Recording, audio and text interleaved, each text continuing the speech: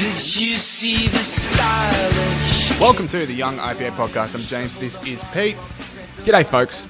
It is the 15th of December. This is episode 198. It is the temperature of the sun here in Melbourne, so my hair is absolutely going crazy. So apologies to the people who are watching.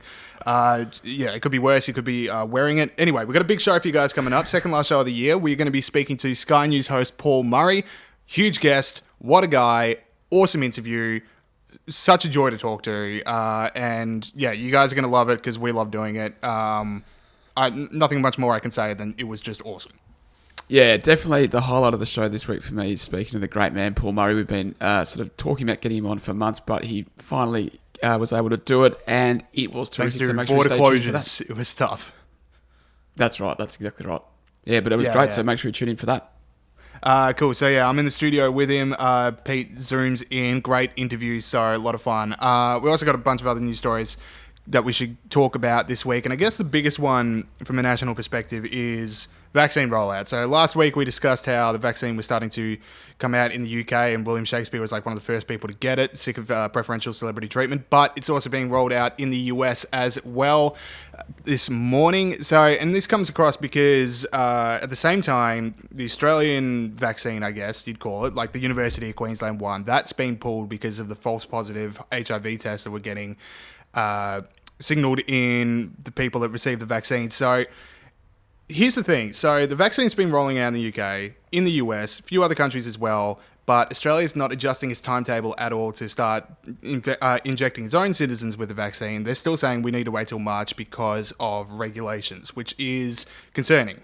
Pete, what are your thoughts? Yeah, exactly right. Those countries, so the US and the UK, have provisions in their legislation regarding this stuff to have emergency rollout of medicines and vaccines and stuff in an emergency, which they're able to utilise. Australia doesn't have that within their legislation, which means that, yeah, as you say, we're not going to get it for a few more months, or a couple more months, really. And that is really, I mean, we sort of talk about a lot on this show about how reducing regulation is not just important in business and stuff like that, it's actually really important in health, and COVID has shown that. And the ability to produce vaccines quickly would be better if it was easier and cheaper to make drugs both here and overseas. In the US, I think it takes 10 years and $500 million to get a vaccine approved in normal circumstances, which is I understand there needs to be safety concerns and things like that, but that is just a really huge barrier to getting medicines made quickly. Yeah, I'd obviously rather the vaccine, like this one right now, go to countries that are, poorer and dealing with more coronavirus cases. Please clap for that brave and pointed view that I have. But the thing, like, if the excuse is we need to wait for more regulations, we're going to wait to approve it in mid-January. Like, what exactly are we going to know in mid-January that we don't know already? Like, there's not many long-term effects that are going to come to the foreground. So what is in that month of just, we're waiting and seeing? To quote the Therapeutic Goods Agency's, the head of the Therapeutic Goods Agency is Australia, he said, well, I wouldn't want to use the word guinea pigs with the UK. So we're just waiting to see what these guinea pigs do, and then a month from now, we're going to figure out that it's safe. Like, I don't get that timetable. I'm sure the UK government also don't want to use their people as guinea pigs. So, as you say, there's no if it's safe for people in the US and the UK, those governments would absolutely be making sure that there's, it's a safe thing like that. So, no, it's just a thing in our legislation which doesn't give us that flexibility, it means it's just a longer, slower process for us. But at the same time, it's just good to see the vaccine getting rolled out, which is fun. I like watching the videos of people like, oh, you got vaccinated. You still think it's a chip device, don't you? No, James, I do not think it's a chip device. And just in case anyone thought that James was being serious, then he was joking. All right, interesting. All right, we'll move on to... my denial was too strenuous. Move over to another story. All right, so this war of words over the Four Corners documentary from a while ago is still going on. So a couple of weeks ago, we had Communications Minister Paul Fletcher write an open letter to Ita Buttrose and the ABC board saying, can you please explain the decision to air it? Ita Buttrose this week, which is why it's back in the news, has come back with a counter letter contesting the claims, saying that this I think it was like in an early draft she said this is basically political interference. So I don't know. The point is we're still talking about the Four Corners episode from over a month ago, and the only reason we're doing that is because the ABC is funded by the federal government, and this is why it's a thing. Because literally any other organization, like 7 News does it, 9 News does it, anyone else does it. It's just a flash in the pan of, what happened on those nights, what's the nature of their relationships, and then in 2 weeks later, we're all moved on to everyone else. But because it's about government funding, it's going to drag out for months and months and months. And I've stopped caring about this story, but we need to still care about this story because it's in the news. Here's the thing.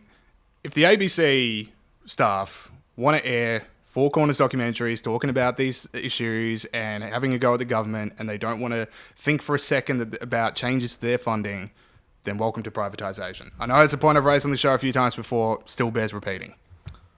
No, you're exactly right. And I know you were quite firm at the time about the extent to which you thought that politicians' private lives were part of the public interest. But it is a murky area. Like some people, they say this is in the public interest and this is our, independence at play here. And some people are like, how politicians behave in their private life is a really big issue for me. For me personally, I actually couldn't care less. I think history shows that politicians can be horrendous in their private life and be effective leaders. Not that that's necessarily what's happening here. I'm just saying in general. But the point I'm trying to make is it's a murky issue. It's impossible for the ABC to ever be fully objective and fully balanced and fully independent, because that's just not how humans are. I mean, any media organisation is a little bit biased, but because the ABC is getting government funding, it means they're not meant to be. And yeah, I guess the two points that I'd make. I should actually mention here, IPA polling for the start of the year found that only 32% of Australians think that the ABC reflects the values of ordinary Australians. And I think that's true. So the two things I'd like to say really is that it's difficult for them to be more balanced, and this is an aspect of this we don't normally talk about, is because they'd actually lose their market. Like the people that watch the ABC are pretty left-wing, and if they hired more conservative people and gave more conservative voices, they would actually lose some of that market. So it's almost like market forces that are making it difficult for them. And the other thing is that we mentioned last time, James, when we spoke about this, is that it actually be good for the ABC if they privatised. People don't realise that. Would actually make them, they'd be able to be fully unfettered and really say what they want about how good Dan Andrews is and unconscious bias and all that stuff. Yeah, because they're holding themselves back now, which is a shame to see, but they could be more free. So third story we should talk about. So here in Victoria, they have cancelled the Australia Day Parade. So this is a pretty key part of festivities. Now, this is very strange because at the same time, they're allowing 30,000 people to go to the Boxing Day test. And to me, the Australia Day Parade is slightly more of an outdoorsy event than the Boxing Day test. I know like the MCG's open roof, but there are such things as like getting in and out, which is indoors, or getting a drink or getting food, which is indoors. So very bizarre decision. You've also got the Black Lives Matter protest earlier this year. Very obvious analogy there as to what can be going ahead and what can't be. And it's very hard to not see this as just the same sort of what happens every year of all these different councils saying we're not going to celebrate Australia Day because we think of it as Invasion Day.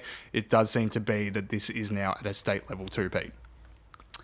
Yeah, it's sort of one of those, it's just like everything else. Like, I think Victorians have fallen into this thing of like, we're open, how good is this? And it is heaps better than it was, but there's still massive restrictions on what we can do. And even that 30,000 figure that you said about Boxing Day, in New South Wales, they can fill the SCG with 48,000 people in a much smaller stadium.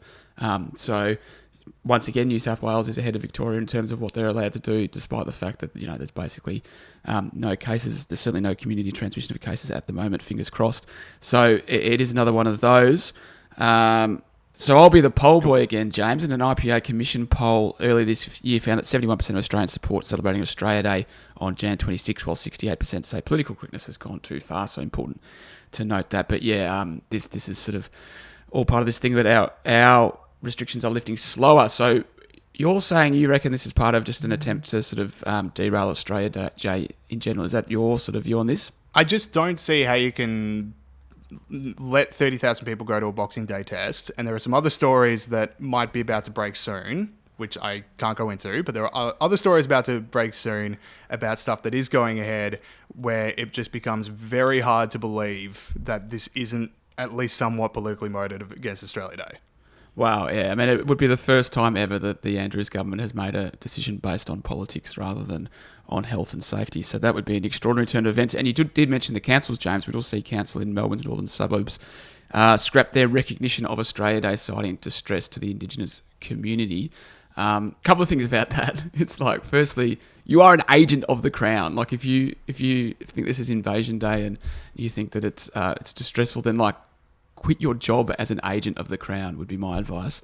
And secondly, there's always Indigenous activists that come out around now and say, no, I like Australia Day. I think, it's part of my identity to be Australian and Indigenous. Why do those people not get listened to? Like when you say, distress the Indigenous community, it's like, well, what about the distress to the Indigenous community who don't agree with you? Would be my question. Because it's just against the narrative, Pete. Yeah, well, it's this icky. is what I mean. There's a lot of icky when they say that. Yeah, it's... I only listen to Indigenous people that agree with me seems to be the viewpoint. But yeah, crazy stuff. And I think, as you mentioned, keep your eyes peeled for a bit more on this story. Yeah, it'd be funny if they cancelled that and people are just looking for a story that we think is going to break and it doesn't come up. But at the moment, go in my head and tell me this story isn't interesting. So, we'll move on to heroes and villains. Grant the Big Freedom Snort. These are people that have stood up for freedom and justice around the world this week and just good things in general. Pete, who is your hero of the week? All right, yes, my hero, James, is Melbourne Stars player Ben Dunk, who plays in the BBL, which is Australia's T20 Cricket League. He did not take a knee before the BBL match in Canberra on Friday, despite all his teammates and opposing players doing so. Actually, sorry, I should mention there, the original report said that none of his teammates did, but actually a couple of his teammates apparently also didn't take part in the process. The Stars, to their credit, which is his team, gave their players the option of kneeling before the game or taking their head off and standing, recognising the right of other players to protest. I think this is a good move. I think obviously racism and police brutality are issues that we should talk about and issues that we should address, and they're really, really important, and I don't sort of judge other people for wanting to change those things. But this movement, Black Lives Matter, has morphed into something much more than that, and something that I can't support. Things like cancelling books and cancelling the name of buildings and ripping down statues and getting people to participate in all this unconscious bias training, which I'm very sceptical of, and getting everyone to sort of admit that they're a guardian of racial oppression and things like that. I think it's morphed into something that is not what the original intention of it was. I think that Black Lives Matter does have sort of Marxist ideas about capitalism, in terms of capitalism being very exploitative and liberalism being, what would be the word, a weapon of white supremacy. They even had this thing against the nuclear family, which was on their website until a few months ago, which they've now taken down. Anyway, so I'm skeptical of taking a knee, despite thinking there are some very serious issues. And, it's just tough on a sports person who just wants to play sport and make money and have their life to sort of go, you know what, I'm not going to go along with this, even though it would be a lot easier to do so. So Ben Dunk, as well as the club for giving him that option, the Melbourne Stars, you are my hero this week. Very good. My one's a bit of a feel-good story coming into the Christmas season. So Sadam Abudusalam is a Uighur Muslim who's living here in Australia, who hasn't seen his wife for 3 years and had never met his son until this week, when they were all reunited as the mother and son were able to get to Australia after 3 years of battling the Chinese government to free them. Chinese government saying that they didn't want to be freed. So just literally credit to everyone in this story. Just seeing the photos made me so happy. And you're thinking about DFAT, Michael Bradley and Markey lawyers. It is just awesome to see that there is still some good that's coming out of the world right now. So, sick story. Oh, by the way, in the crowded field of tweets that, because Donald Trump can sneeze and Twitter would fact check it. Got one here from the Chinese embassy in the US. They tweeted out, in Xinjiang, all citizens enjoy the same rights. It is a completely independent choice of each citizen to believe in or not believe in any religion. Not fact check that one. Not sources claim this is disputed. I can think of at least one source, and his name is Sadam Abudusalam. But anyway, Twitter, keep doing what you're doing, because maybe just one day you might get to operate in China and make money. So that's what this all is about in the end, isn't it? Good one, James. Yeah, no, that was awesome seeing that family reunited. We've spoken to Uighur Muslims on this show and talked about that issue a lot, and it's really tragic. So when something like that happens, you've got to sort of say, isn't that fantastic? So good one. All right. Now, the Extinction Rebellion fake nudity run villain of the week, roller tape Muskie. As Extinction Rebellion protests enter their 6th day. Okay, that's the fake nudity run that the Extinction Rebellion had. James, who is your villain of the week, mate? So I put this one in the file of things that literally every single person saw coming. So because of stage 4 this year, Victorians were given a travel voucher to travel to regional Victoria to support some local industries that have really suffered. They were going to allocate 40,000 vouchers, and apparently the government weren't prepared to think that that might be popular because the website immediately crashed once the vouchers became available, and a lot of people were logging on and going, hang on, where are my vouchers? So it's just one of those ones of, can you literally trust the Victorian government with anything? Because government policy failure has led to all of us being locked in our homes for 112 days and 800 deaths, and they just go, you know what, let's make it up to them, let's do a regional voucher. That fails too. No, you're exactly right, James. It's like the time where they thought a cyber... This is the federal government thought a cyber attack was happening, but it wasn't. Okay. Oh, I just accidentally... That was one of the silliest days in politics history of just like, oh yeah, it's not. Yeah, about that. Okay, so I've got back into my Word document so I can continue to talk into this microphone. I was covering for you to not have to address the fact that you lost your place, but no, credit to you for full transparency that you don't know how to use technology. People like to see how the sausage is made, James. So there you have it. No, well, my villain is the UN for axing ScoMo from the climate change conference. Now, obviously, no one in the whole world cares about this, but some people do. And so my first thing is I don't care, but also I'd point out that the UN absolutely trolls the world with its appointments to various bodies and stuff, which we've talked about a lot on this show, James. At the moment, the Saudi Arabia is on the Women's Rights Council. A couple of months ago, they elected China to the Human Rights Council. So I don't think we should be too concerned that the UN has axed us from the climate change conference. And basically that's my villain, the UN, and to a lesser extent Boris Johnson, because Boris Johnson did promise ScoMo that he'd be on the list, and he wasn't. So a lighter villain, Boris Johnson, but mainly the UN. So wait, the UN's your villain because they didn't let ScoMo speak at something you don't want him speaking at. Yeah, well, it's very tough to please you, Pete. It's very tough to please you. Your high standards, they get in the way. I wanted him to be asked, and then for him to say, no, I've got more important things to do. That's my ultimate. There we go. Right. Okay.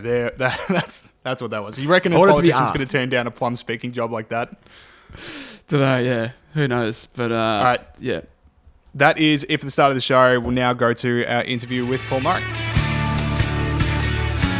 Okay, we now welcome on someone that I have been wanting to talk to for a very long time. One of Australia's greatest living ever broadcasters, I'll say. I'll just say it. That's very nice. Try and push back. Paul Murray, host of Paul Murray Live on Sky News. So, Paul, welcome. Hello, lads. Hello.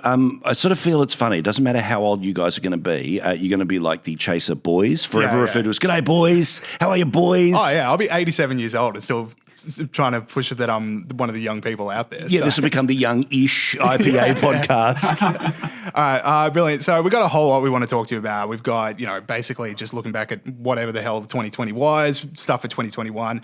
But I was watching your show last night, and you or I are on the same path. Mark McGowan not going to the National Cabinet meeting because he has health advice telling him that he can't be in the same room as the South Australian Premier. Now, I'm usually okay with health advice telling you to avoid politicians, but this one hit you different.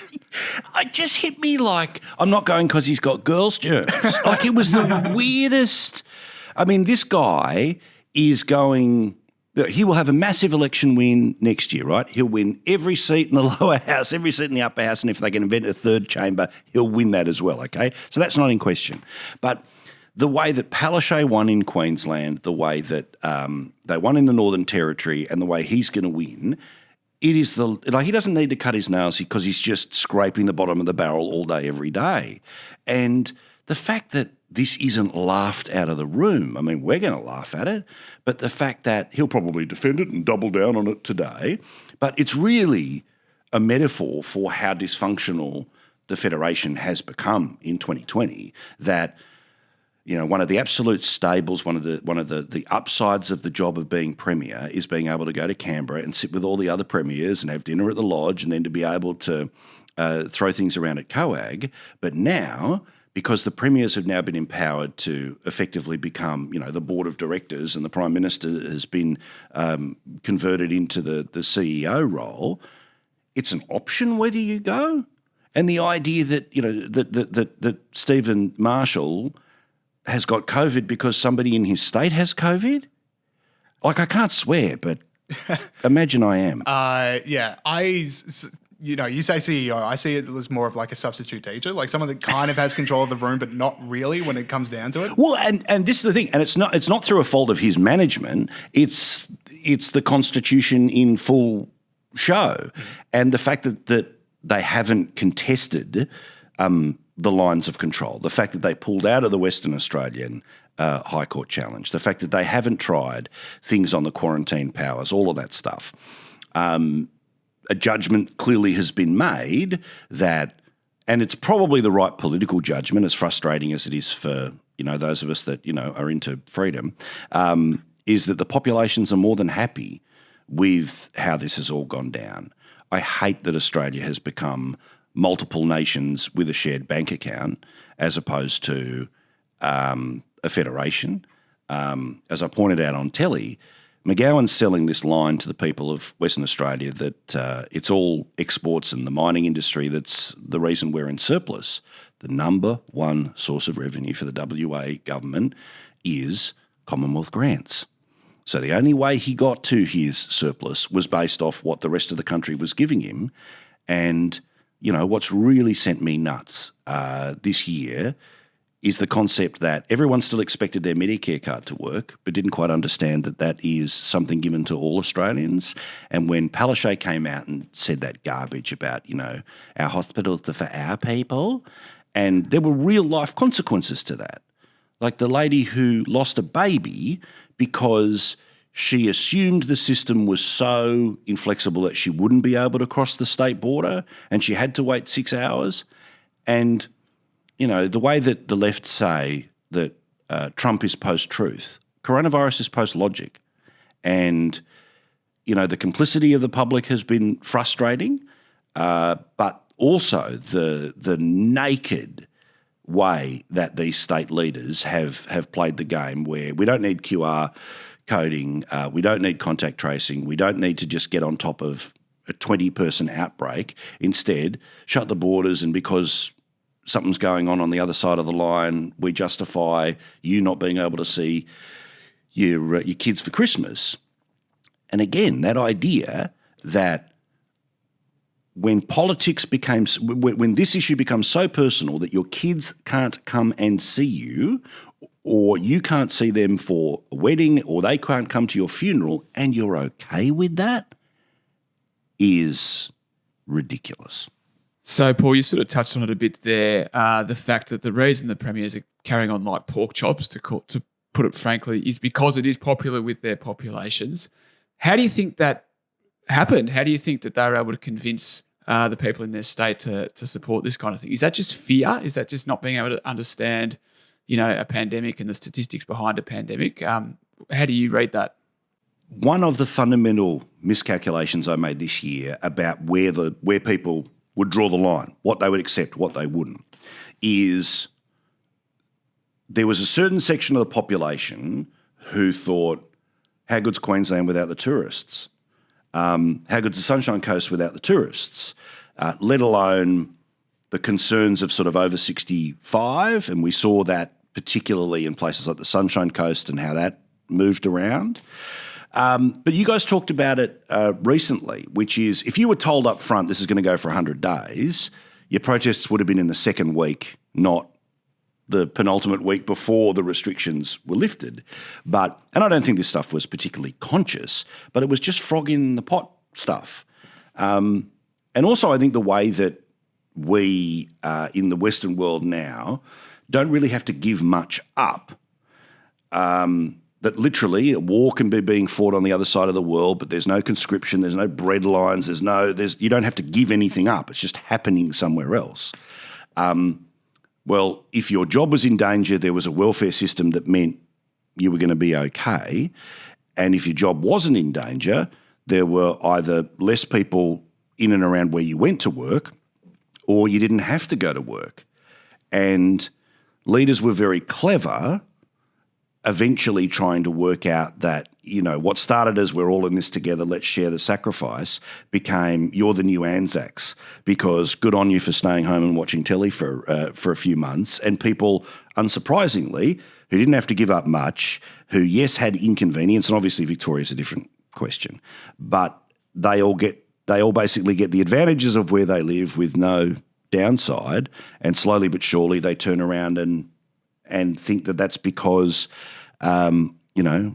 government keeps them safe. But I think also one of the reasons why they were able to get away with what they've got away with, how they've got away with it, is a very complicit, overly excited clickbait culture on the internet where, it just was, the blob is coming for you, and 6 p.m. news, commercial news, that was so hysterical about it that in Queensland on Channel 9, the promo they ran across an entire weekend to make you watch the Monday news was coronavirus bunkers, and the coronavirus bunkers avoiding a second wave. And this concept of trust us with whatever we suggest because it'll avoid a second wave, completely specious reasoning at times, perfect mix. People loved it. Yeah. I know we asked this to Gideon 2 days ago. Sorry for listeners out there that are thinking have some new content. Sorry, but I do want to get your perspective on this, because Australians have always seen themselves as, we're descendants of Ned Kelly. We're the bushrangers, we're the larrikins, we're the people that came out on convict boats. We don't respect authority. But South Australia locks down, and people are banned from exercising on the back of one lie to a contact tracer, and no one's laughed out of their job. I just think what happens to the Australian culture that we're just sort of better safe than sorry. Absolutely. But you also see that, again, the Victorian scenario, right? If I told you in January this year a public policy failure would result in 800 people dying and millions of people not allowed to leave their home unless it was for 4 prescribed reasons, all the rest of it, you'd go, okay, so tell me which Latin American country is this happening in? Yeah. Yet the opinion poll of the leaders responsible for those failures should be 1%, and that's the margin of error. But instead, they go up. It is genuinely mind-boggling to me, but we can't sit here and listening where you are right now and go, well, everyone else is the problem. No, we need to understand that's where everyone else is. That is the reality of our country now, and it's been edging that way for a long time, where, in our lifetimes, the federal budget went from a national economic document to what's in it for you. Mm. And as soon as you personalise government to that level all the time, and the media dumb it down to that level all the time, then as long as the government's turning around saying, we're making these decisions so you're okay, we're making these decisions so your nana's not going to get crook, surprisingly, people end up being compliant. That's a really good point, Paul. I think one of the things that we have to think about is a lot of people think this way, and this safetyism that you sort of touched on a little bit there is creeping in. So what is the response? How can people deal with that? How can we fix that so that people don't sort of the first port of call is that safetyism that we're talking about? Well, I hope that when we all have the chance to sit down at the Relo Bashers to come in the next little while, bring this subject up and listen to their arguments and then start to question their motivations. And I think that once people are confronted about how far they have turned in the past 12 months, I think we might be surprised about how resistant the population might be the next time around. That's my bet. That's the optimist's version. But the problem is that we've got government in Australia that has, told us from when you're a kid, you got to wear your bike helmet, all the way through to you've got to have this safety standard, this and this. So we're just so used to now the concept. Don't smoke, don't drink too much. Correct. Yeah. And that's why, by the way, I am drinking a lot of water, because I smoke a lot, and I did just before the show. So, all right, I want to switch tracks. So, big story in Australia for the last month or so would be China's tariffs on Australia, this escalating war of words. How much worse do you see this getting? Because there are so many industries that are now going to, they've just got out of coronavirus and now they've lost their biggest international customer. Yeah. I mean, how much worse do you reckon this is going to get, or will there be a cooling off of tension? Whatever you can imagine it getting worse is what will happen economically, right? Now, obviously, nothing else is going to happen economically for two obvious reasons. China wants to show us as the example of what happens when you displease it. And by displeasing it, you hold it to the same standards as the rest of the world. That's it, right? Nobody's suggesting that, a member of the AFP is going to go to Beijing and put, Xi in handcuffs for, crimes against your immune system. But we just wanted to know, how did this get out of control? And because we embarrassed them, because they let it get out of control, they are punishing us as if we are saying it's a bioweapon and all of this. I think I think the way China will play this between now and the next election is going to be, firstly, our issues are with Australia, and then it's going to become about Australian leadership, and then it is going to be personalised to Morrison, where they're going to try to raise the noise so loud going into the next election that the problem is Morrison. The problem is Morrison's way he handled it, not the way Australia handled it. And that is going to be, in part, their ultimate strategy for how to remove Morrison as Prime Minister. And if they can remove Morrison as Prime Minister, then, as my mate Each Way Elbow will often, they'll manage the relationship, which is code for shut up. I'm just looking at the things that might move sections of voters. Is, as we saw in the United States, if you can make the noise about the leader so deafening that the opposition simply say, we'll turn off the noise. Vote for us because the noise goes away. Yeah, our candidate is literally in a basement. That Correct. is how little noise we're making right now. Yeah, then people they'll choose that eventually. And the nature of our media culture, the nature of social media, the nature of podcasts, all the rest of it, right, is that every year there's more talk about politicians, more noise about politicians. So it feels like, there's like 10 years worth of fame and exposure that gets shoved into 6 months. And in the same way that we sort of roll our eyes with an overexposed pop star, we start to feel that about politicians. So I call that play now so you can see it coming and you should resist it, which is when they try to personalise it, that is about removing him from office, not about resetting our relationship. Paul, we sort of touched on a little bit. We were disappointed before about Australia's propensity to sort of be, appealed to by safetyism. I guess one of the things we should be positive about is, I would say, and this is just based on my feeling, most people are kind of supportive of the government's principled stand against China, even though it might be costing us economically. Is that something you've seen as well? I think that this is how Morrison wins the next election. I think that Australians absolutely understand that China is not a normal country. They absolutely understand that we have not earned what we are getting and we don't deserve what we are getting. So I think that the public will absolutely richly reward the government for this position. They will see how the Labor Party play both sides of it and a bit grey around the edges. So I think it will absolutely backfire on China. But we can't pretend that there's not 1.2 million people in Australia of Chinese descent who a very significant portion are part of their news diet is Chinese language newspapers for the older population or WeChat for the younger population. And because all of that comes back through China, I don't know what effect that is on that 1.2 million people. And when you think about the concentrations of Chinese populations in the seat of Chisholm in Melbourne or the seat of Bennelong in Sydney, they've only got a 2-seat majority. So whether that's going to move a couple of seats, plus on top of that you've got, the ghost in Malcolm Turnbull out there openly getting ready for a Zali play on a couple of Liberals who they sort of want to pick off. Again, the threat's not the Labor Party to the coalition government at the next election. It's going to be these little local insurgencies and the many different fronts that mean you end up having to fight on lots of fronts.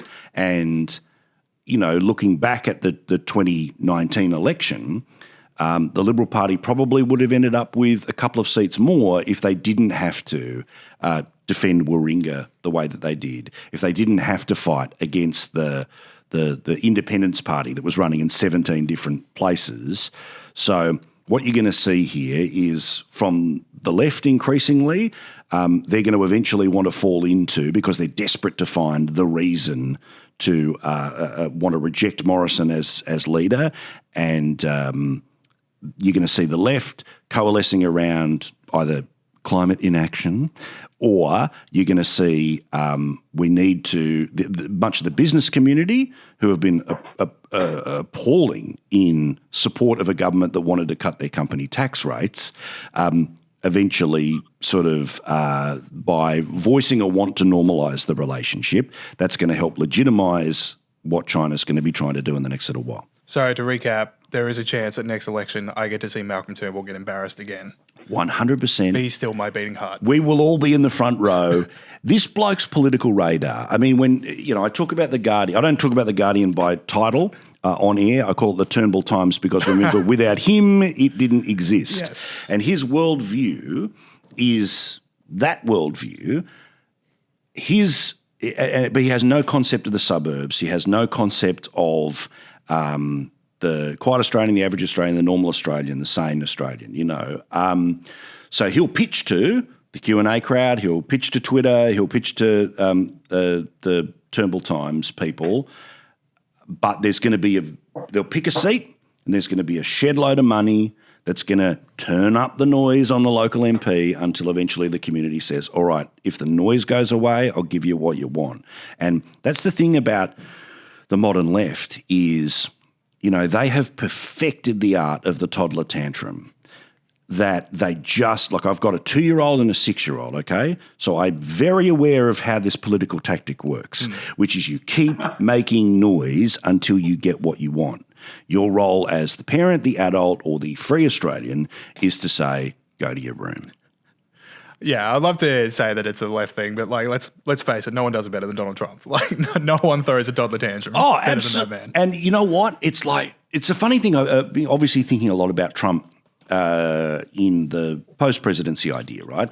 Which is, most of us who supported him, the idea of him is what was worth defending at all fronts.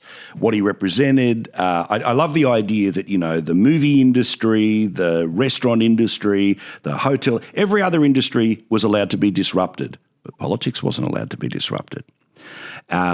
So absolutely imperfect vessel, but he's the only guy who's been able to break the control, the modes, all of that stuff. So, I was surprised how quickly I was able to move through the 5 stages of grief about the Trump presidency. But I think it really helped that he didn't get washed away on election day, that we basically went from Tuesday to Sunday. It was so the left never got what it really wanted, which was the absolute flush, get the domestos, get rid of the stain. Instead, it was this slow eke. So then by the time Biden was declared the winner, I was able to work through the emotions and probably didn't throw my own toddler tantrum as I would have if he was, 40-state loss in the first 2 hours of election night. Yeah, I'm a bit worried that the Georgia Senate race is going to throw me straight back into denial, but we'll see. Well, I think that I think their best chance is to win one of the 2 seats, that being the Republicans. And I think that while Trump has absolutely sent energy and said all the right things about, because somebody has obviously correctly been able to say to him, hey, there's only one way you save your legacy, mate, and that is to hold the Senate because it's a handbrake on Biden. I think that the mail-in voting system means turnout is literally will come to you as opposed to you have to come to the polls. And I think that, even when Rana McDaniel, the boss of the RNC, was in Georgia, she's confronting voters who were saying, what's the point in turning up? Either because it's rigged or because you guys haven't fought hard enough for him. So, I can very much see them winning at least one of those seats. Well, fingers crossed. I want to switch things to your show. Paul Murray Live. So this year, what I've really loved is seeing like this return to your talkback radio roots of just Better Call Paul. I love getting the Australian punters involved. What did that decision like? Where did that decision come from? Like, I want to have people call into a TV show, which I don't think a whole lot of other TV shows are doing, unless you want to count like the Q&A. Look what people tweeted, which I don't think we do. No. So like, what was the decision behind that? And then what did you find it was changing about your show? Well, I'd been at them for a couple of years about it, but basically, apparently there was all these technological. I mean, look, with the greatest of respect to every engineering department at every media outlet anywhere, apparently, if you want to do anything slightly different, it's going to cost $30,000. I don't understand why that number is the number, but apparently, if you want to change the winds, no, James, sorry, it's $30,000. Well, we need a new player, $30,000. Yeah, I can actually see our videographer nodding outside. For some reason, this is the magic number of resistance, okay? They've worked out that $30,000 is apparently a disincentive to do much. So we found a workaround that wasn't $30,000, and I just liked the idea of not curating what the response was. Because when you read emails, it's self-evident that you've chosen the email to take. When you publish tweets, you've chosen the tweet to show. I'll take the callers in the order in which they call. That's it. There's no expectation. There's no setup. Obviously, if you're pissed, you're probably not going to get on. And if you go a little bit too nutty, the mute button will kick in. But I just, it is a bit of a wank, but it's a true one, which is I want to strive to be the most honest show on telly. And by that I mean my most honest emotions in reaction to whatever the day is, my most honest hot take, and also part of that is to go, I want the audience in real time to give us the feedback that a poll might show us in 2 weeks' time. And some nights have been better than others. Some nights, lockdowns, it felt like I had the same phone call for about 3 months. That was every part of lockdown. Like everything was the same for 3 months. And so that was good, but from just a basic entertainment perspective, that can be a little bit yawny. They fired up about Trump, but I also like when, I just love the idea of somebody sitting at home in their undies who goes, you know what, I really want to fire up about that pothole, or I really want to fire up about the way the world is organised, and the whole spectrum of that is fun. And I love, as you say, I'm sort of an rather obvious by my physical appearance, a radio guy.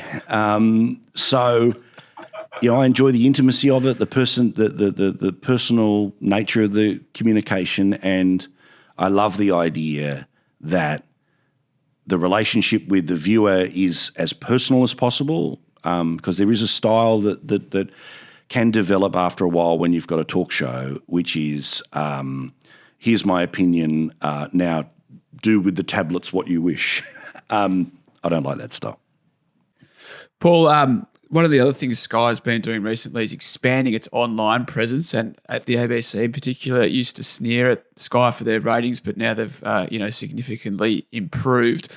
Will all television companies be online in future, and what has sparked this move? Yeah, you have to be there. You just have to be there. The nature of how we're distributed means that we're limited to the number of subscribers that are there on Foxtel. That expanded when we're on free-to-air in regional Australia with Sky News on Win. We saw, I think, a real role that we played in the 2019 election was being able to speak to regional Queensland and reflect what they were thinking. And just, I've got to engage with it for 30 seconds because we need to feed Twitter something out of this conversation. It is always hilarious to me that the audience is so insignificant it doesn't matter, but apparently is so powerful it can change a prime minister. They also say that the size of audience is directly related to whether you should pay attention to it or not, yet Radio National is the lowest rating talk offering on the Australian radio dial, yet apparently it is the must-consume program. So pick a lane, kids, because if the rule is raw numbers equals ability to involve yourself in political conversation, then from now on, the only place the Prime Minister can be interviewed is on Lego Masters. I would see that. I would watch that. We get that at the IPA. It's like we're either like this fringe think tank when they don't like us, or the puppet masters of Australian politics. I was like, you can have one of those things, but like you can't have both in the same article. But also, have we not learnt? Have they not exposed themselves? One of the joys of 2020 is that the mask has slipped on the left a lot, right? And the modern left is all about projection. So often whatever it is they're shit-canning you for is what they are doing or what they are planning to do. So, the online stuff is so vitally important because there's a lot of people who increasingly don't want to interact with your traditional 6 p.m. bulletin. They don't want to interact with your daily paper. On the bad side of things, that does mean that you can self-select and silo and build an information, network around you that is nothing but, affirming your views. But the joys of having a strong online presence, having a lot of YouTube, having a pretty good Facebook thing is it serves as a form of marketing to be able to go, geez, this guy's all right. How do I get more of this guy? And to a certain percentage of people, they eventually turn around and go, oh, well, it's worth paying to watch it. And there's more on that next year. Yeah, sweet. I know Dad, if he ever gets an editorial with 1 million views because it hit the US market, he will be very up and about for family dinner on Sunday night. But this is it. It's like our dear, wonderful friend and dear leader here, Janet Albrechtsen, where she will often send me a text when I've posted one of her articles on the Facebook page, because her son will go, oh, Paul posted your article. It's going, the article was good enough whether I wrote it or not. But it is funny that I suppose also all of us love the instant feedback nature of the internet, where you can turn around and say, this has had X many thousand views. So there's a tangible concept that this has connected to someone. For those that wish to detract, is they turn around and go, well, only 1,000 people saw that interview, so therefore it doesn't matter. But yeah, it's absolutely future, as well as I'd love to do way more podcasting. I'm all in. As a bloke who worked in radio and loves radio, I don't listen to it anymore.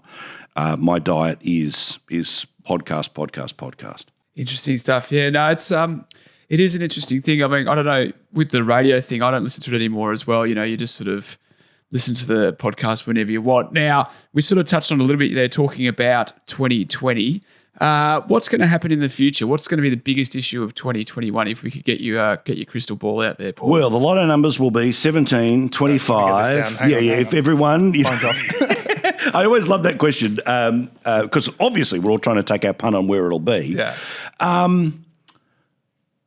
What's going to be fascinating to watch is when vaccines are popularised and essentially the corona threat disappears, it's going to be a little bit like when the tide goes out. We're actually going to be able to see what was destroyed by COVID. My experience in 2 days of walking around Melbourne is you can just see the scars and you can see the trauma, and it exists in the for lease signs, or it exists because there's only 25% of office workers back in the thing, that no one's walking in Melbourne with a sense of purpose, right? Because normally a big city rushing from thing to thing. There's no thing to thing right now. I think we're going to see the ravages on small business. That means bigger business just gets bigger. You're going to see, your local hardware store, can't hold on anymore and is eventually replaced by the giant Bunnings down the road. That's going to be really traumatic. Politically speaking, I think that there'll be an active question about whether there's an election at the back end of next year. It can happen, I think, from August. If they want to do it, you would assume that if the government's strong enough, they jump on that as soon as possible. I'm going to enjoy watching the Labor Party try to deal with the Karen Rudd rules of you can't change the leader unless 60% of the room wants to change the leader. And one of the indices about Australian politics that I really hope people understand now is primaries interesting to look at, two-party preferred's interesting to look at, but as Queensland showed, look at the margin of preferred Premier or preferred Prime Minister, because that's probably going to be an indication about how decisive a win is going to be. And currently Morrison's leading 2-1 on that margin. And even in the essential poll, lefty-leaning poll in the Turnbull Times, always on message, people, is he doesn't even have the support of 50% of Labor people for preferred Prime Minister. So it's going to be fun to watch them pull themselves apart. What will be depressing about 2021 is watching Joe Biden get all of the credit for the recovery of the United States. And if the Republicans can hold the Senate, then basically he's going to have Trump's economy with a vaccine, which means it all roars back to life. And his bio is, the healer in chief, the guy who brought back 30 million jobs and made us feel safe again. And it's going to be like when they gave Obama the Peace Prize. He will be lauded as a hero for not being what he replaced. We had this on the show. Like, if Obama got the Nobel Peace Prize for not being George Bush, can you imagine how many different awards Joe Biden is going to get? Like, he'll get the Nobel Prize for mathematics. He will get, the People's Choice Awards in the UK for Best Child Actor. Like, he will get everything he wants. Well, but what's going to be fun though is. If he shows up to collect these awards, is going to be watching him try to traverse those stairs, for his honorary Oscar. Because I think we all know the most fascinating part of the Biden presidency is going to be, so when's he going to fall over? Like we knew, George H.W. Bush spewed when he was in Japan. We know Bob Dole fell off the stage in '96. We know even Howard did as well. It's going to be stumble watch. Yeah. That's what we previously, when you jumped on and had a look at the outrage factor about what are the orange man bad, we will be doom scrolling or hope scrolling for when did Biden fall over. That will be all right. So I want one last prediction from you, because your mate One Way Albo, as you say, not the most popular guy in the world. The person taking Labor into the next election is. It should be Tanya Plibersek. I think it's Tanya Plibersek. Yeah, it should be Tanya Plibersek, but I think it's going to be Albo or Plibersek. That's what I think. Curveball shortened, because I know Gideon Rosner's big on that one. I think that the play might be that incumbency, as it was for basically every government post 9/11 in whatever the immediate election was after, incumbency post-COVID is clearly going to get you there. So I would imagine Shorten's play is going to be burn as many leaders as possible in the expectation that they lose, so that at one point in time either no one's left or enough distance has travelled that a year out from the 2026, he becomes the option. But I think he's a spent force, but he's clearly, the number of times that there's outreach from Shorten to appear on Sky News is a little obvious. Oh, outreach from Shorten, you said. Oh, yeah. Oh, there we go. That's a big. That could get Twitter sphere going. All right. Paul Murray, host of Paul Murray Live, thank you so much for your time. That was awesome, and we've definitely used up way more time than we said we would, so we'll let you go. I apologise to the audience for taking up your time. I can sit and talk to you guys all day, but can we just agree, the fact I can't smoke in the IPA office means there is limits on freedom, even in the heart of freedom. Yeah, no comment. See you, boys. All right, brilliant. Okay, thank you to Paul Murray. That was just awesome. What a guy. Thanks so much for coming on. I hope you guys enjoyed it as much as we did. Now, Pete, big news for you coming out of the US today. We solved racism. You happy? Yeah. Oh, mate, I'm over the moon. Racism is solved. There is no more racism in the world. Why, you may ask, Ben & Jerry's ice cream, stay with me, Ben & Jerry's ice cream has teamed up with Colin Kaepernick to introduce the new flavour Change the World spelled WHIRLED, like as in chocolate world.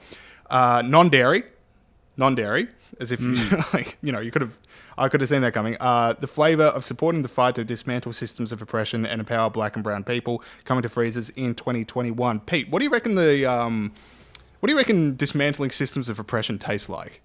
Well, peach? I don't know. Peach flavour, more of a banana. But I don't know. I think it would be fairly tasteless. And my knock on this thing, well, one of my many knocks on this thing, is that it's like the non-dairy flavour, which is obviously a bit of a crap flavour, which I think is racist. They're making, the flavour to tackle racial oppression as quite a crap flavour. That's true equity is all of these flavours in dairy. That's true equity. Yeah, exactly right. Non-dairy, don't want it. That's just going to be rubbish. But the thing I like about this the most, James, is just so brazen, the commercialisation of a social cause. Like, we can make money out of that. We can make money out of anti-racism. Shake them down for a few more coins. Yeah, that's exactly fair. And I've got a lot of mileage this week out of imagining some white person buying this ice cream, then just patrolling the streets trying to find a black person so they could go, huh? See this? Yeah. I'm on your side. Yeah. I'm a good person. But Whirl, change the world, and world, for those obviously listening, world is spelt WHIRLED. Yep, did that one. Did you? Yeah, I spelled it out. Good stuff. You're a professional, James. Yeah, well, I'd like to reiterate James's call about that. Yeah. But no, just unbelievable stuff here. What was your view, James? I already did my jokes. All right, let us move on to another story. Pete's lost it. Pete is sick. He's battling an illness, and we're all going to be nice to Pete today. So, another one I got for you. So, another example of racism being solved. Time Person of the Year came out. You thought so many people this year that have stood up, and it went to Joe Biden and Kamala Harris for not being Donald Trump, I guess. That is like... Sorry, I'm just trying to find this one as well. Here we go. So, like, this guy literally sat in his basement all year, and he's still the person of the year. I did do a bit of research into this, James, and I worked out that the Time Person of the Year isn't always the person that's done they say it's not the best person of the year; it's the person that's had the most influence, which is still a long bow for these two, particularly because they got elected because they weren't Donald Trump. So doesn't that mean that Donald Trump should be person of the year, which he has been, by the way? But that's controversial. No, sorry. All right, so you're saying it's the most impactful person of the year that gets the Time Award? Yeah. It's been like Hitler, Stalin twice. Yeah, Stalin got it twice. I'm just trying to remember the footage I saw of Joe Biden and Kamala Harris personally treating hundreds of thousands of coronavirus patients. Trying to remember that one. I definitely didn't see them in the room when the Pfizer vaccine was finalised. Yeah. I just can't think of the footage. Sorry. They probably didn't want to take credit. Maybe they just were trying to avoid the cameras and be team players, but then accept the Time Person of the Year award. So, all right, good on them. Another one I got here, unless you've got one, Pete. Well, I just was going to ask, can it be a germ? Can a germ be Person of the Year? Like, because clearly the most influential thing that's happened this year is COVID. Oh, right. I thought that was you asking if you could be Person of the Year. Yeah. Well, yeah. That was too easy. That didn't feel good. That didn't feel good. It was too easy. It was cheap. All right. I don't mind. Last one I've got from here is an article from the New York Times this week. And it's called, here's the tweet. I'm just going to read the tweet. The article itself was not that great, but here's the tweet. An increasing number of men are taking up sewing, not only to break traditional gender stereotypes, but also advocate for body acceptance, racial justice, and more sustainable lifestyles. Now, Pete, my question is, can people just enjoy something? I agree. You can't just make stuff up because you want it to be true. Like if this is in fact true and more blokes are sewing, then fantastic stuff. Good for you guys. But you can't just say, oh, well, that's because, and then just invent your 3 favourite things and say that's because they're doing that. Like maybe they just like sewing. Yeah, like reading the article, the interviews with the people, there was one that was politically motivated and the others were just, you know what, this is fun and it's a good way to make money. And this idea that like sewing has always been a woman's thing, like, textile factories, like for hundreds of years were only done by men. So I don't really get where that's coming from. But yeah, just overall, not everyone's a foot soldier in the revolution. Like some people just enjoy sewing and they just, that's all they want to do is just sew, and credit to them, go sew for your lives. Yeah, which I personally, that is, I find that very difficult to believe because we had to do sewing at school and it was crap. So I don't get how anyone could enjoy it, but maybe they do. Controversial opinion. There we go. All right. And, one more I want to talk about. Sorry. There was this bizarre controversy in the US this week. The Wall Street Journal ran this article by this guy named Joseph Epstein, who basically just wrote that Joe Biden's wife, Jill, should no longer go by Dr. Jill Biden. She has a PhD. And just on the reason that, I'll use the quote. A wise man once said that no one should call himself doctor unless he has delivered a child. Think about it, Dr. Jill, and forthwith drop the doc. Now, I want to bring this up because long-time listeners of the show are aware that Peter, the Dr. Peter Gregory is imminent. At the moment, it's Mr. Imminently will be Dr. Peter Gregory. Surely you would have some opinions as a man that's worked so tirelessly to get that doctorate, whether or not he should be able to use it. I'd say tirelessly in patches is probably a bit more accurate. But yeah, I'm personally triggered by this. I mean, this guy, Dr. Joseph Epstein, is not he hasn't got a doctor ahead of his name. And he's been talking, he said it's too easy to get PhDs this year. His two sort of criticisms were, firstly, famous people get them because they want them to give the university money, which is probably fair enough. Well, but secondly, it was they're too easy to get. It's like, come on, mate. I've been slaving away for years on this thing. If Dr. Jill wants to call herself Dr. Jill in patches. And so just for listeners, it is actually handed in at the moment. Like, they are pouring over it as we speak. So huge. That is actually huge. Big news. Dr. Jill wants to call herself Dr. Jill. She can, and you just leave her alone, mate. That article got 4,000 comments on the Wall Street Journal, and it's just been tweeted at relentlessly. And it's just every person that's ever had a PhD or thought about getting one has just absolutely come out of the woodwork and just demanded they be taken seriously. And okay, this one might not convey, but when I read the Joseph Epstein article in the Wall Street Journal, it was the first paragraph was about Jill Biden, and the next four were about his academic career and why he doesn't use a doctor. And I'm like, are we writing about Jill Biden, or is this look at me, I'm Joseph Epstein? There's a lot of people taking themselves extremely seriously about this story for something that is a joke. It was very much like he's obviously got his thing and he's written the article, then he's looked around for a hook and someone's pointed out, do you know that Jill Biden's a doctor? Yeah, it is like, this is such a 2020 issue. Like, is this it? This is the next thing in the culture war? Can you say you're a doctor or not? And obviously, because Jill Biden is a female, it was straight away became about sexism, which was like, how good's 2020 as well. But yeah, no, I stand with Jill. You get off her back, mate. So you might have to beep this one out, but the story would make a lot more sense for me. Pete, you're closer to this than I am. You know what PhDs are about. I actually don't know what PhD stands for. Does it stand for pretentious, hateful? Oh, we're getting a little bit fast and loose towards the end of the year.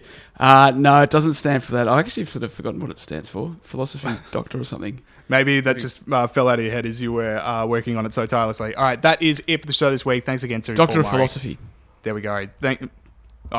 Philosophy. Yeah, I got it. Thank you to Paul Murray. Really great interview. If you like the show, thanks for listening. If you're listening through Apple Podcasts, leave us a review. It helps people connect with the show. And if you do have friends and family that do care about politics and aren't listening to the show already, make sure you're telling them about us. And we'll see you guys for our last show of the year next week. See you guys.